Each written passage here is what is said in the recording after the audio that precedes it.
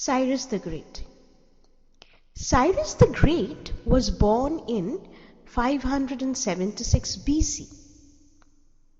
He was a natural ruler and people loved him. He was royal in spirit and action, a wise administrator, and a great conqueror.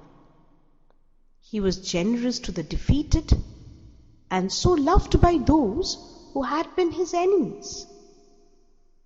In history, we do not have a reliable picture of him, either from the historian Herodotus or Xenophon, since he was sometimes confused with Socrates.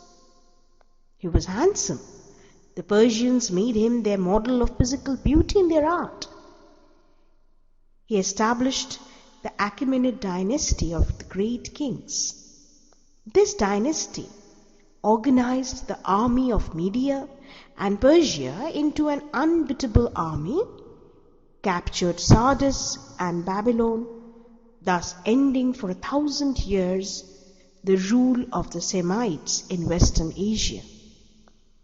Finally, he annexed the realms of Assyria, Babylonia, Lydia, and Asia Minor into the Persian Empire. This was the largest political organization of pre-Roman antiquity and one of the best governed in history.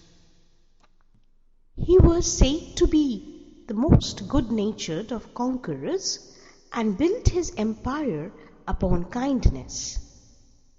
His enemies knew that he was merciful, and they did not fight him with that desperate courage which men show when their only choice is to kill or die. According to Herodotus, he rescued a person known as Croesus from the funeral fire at Sardis and made him one of his most honored counselors. He also treated the Jews with gentleness. The first principle of his policy was that the various people of his empire should be left free in their religious worship and beliefs. Thus, he fully understood that religion is stronger than the state. Instead of destroying cities and breaking temples, he showed respect for the gods and goddesses of the conquered and helped rebuild their shrines. Even the Babylonians, who had resisted him so long, were less hostile when they found him preserving their temples and honoring their gods. Wherever he went, he offered religious sacrifice to the local gods.